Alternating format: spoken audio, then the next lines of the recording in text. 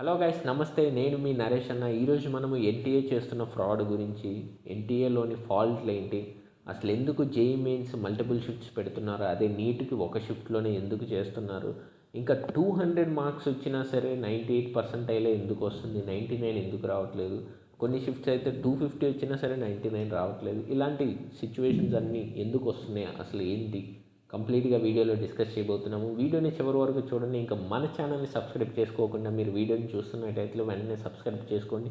ఇంకా మీ friends and ఫ్యామిలీకి share చేయడం మాత్రం మర్చిపోవద్దు. ఇది కేవలం ఈ వీడియో పబ్లిక్ అవేర్నెస్ కోసం చేస్తున్నాము. So let's get in to the video. So guys, ఇప్పుడు ఎన్టీఏ జేఈ మెయిన్స్ని కంప్యూటర్ బేస్డ్ టెస్ట్గా జరుగుతుంది. అంటే ఒక్కో స్టూడెంట్కి ఒక్కో సిస్టమ్ని అలాట్ చేసి చేస్తుంది. ఇప్పుడు 12 లక్షల మంది ఒకేసారి ఎగ్జామ్ రాయాలంటే 12 లక్షల సిస్టమ్స్ కావాలి.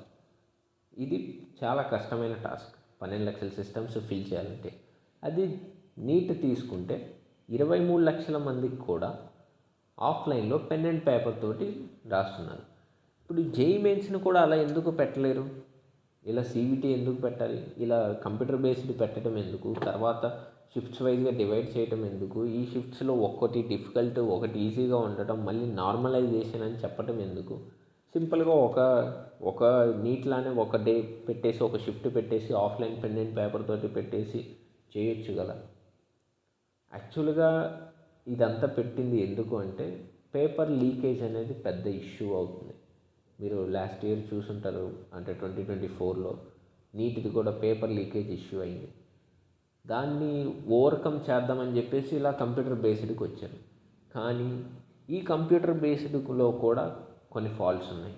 నార్మలైజేషన్ అంటే ఇప్పుడు అందరు ఓవరాల్గా ఎలా క్యాలిక్యులేట్ చేయటం అనేది నార్మలైజేషన్ ద్వారా చేస్తారు. కానీ ఈ నార్మలైజేషన్ ఎలా జరుగుతుంది అనేది ఇప్పటికి కూడా ఎన్టీఏ క్లారిటీ ఇవ్వలేదు. 12 లక్షల మందిని ఎలా నార్మలైజ్ చేస్తారు? షిఫ్ట్కి వచ్చేసి అరౌండ్ 1,00,000 మంది వరకు రాస్తారు.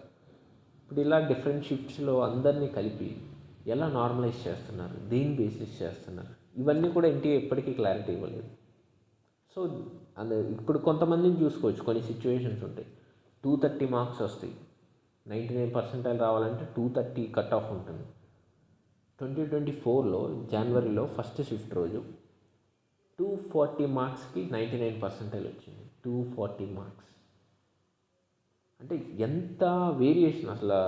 ఇంకా కొన్ని చోట్ల అయితే డైరెక్ట్ 160కే 99 పర్సెంటైల్ స్టార్ట్ అయిపోతుంది. కొన్ని సిచ్యువేషన్స్ ఉన్నాయి. సో ఇంత వేరియేషన్ ఎలా? ఇలా అయితే ఇప్పుడు స్టూడెంట్ చాలా కష్టపడి వెళ్తారు. వాళ్ళకి ఇక్కడున్న సిస్టంలో ఉన్న ఫాల్ట్స్ వల్ల వాళ్ళ రిజల్ట్ అనేది చాలా దెబ్బతింటుంది. సో ఇప్పుడు ఎన్టీఏ ఏం చేయాలి? ఆఫ్లైన్కి మూవ్ అవటం అనేది బెటర్ ఆప్షన్.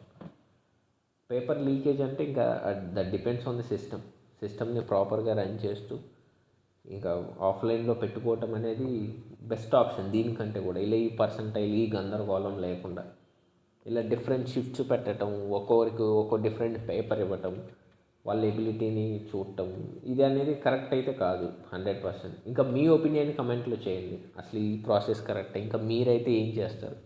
సో దట్ మనందరూ వాయిస్ రైజ్ చేసి ముందుకు తీసుకెళ్దాం. మీరు కమెంట్ చేయడం మాత్రం మర్చిపోవద్దు. మీ ఒపీనియన్, నెక్స్ట్ మీ సజెషన్ కూడా, ఒకవేళ మీరే ఉంటే మీరు ఎలా డీల్ చేస్తారు ఈ situation. So these are all the scams and frauds guys. Thanks for watching this video. Stay tuned.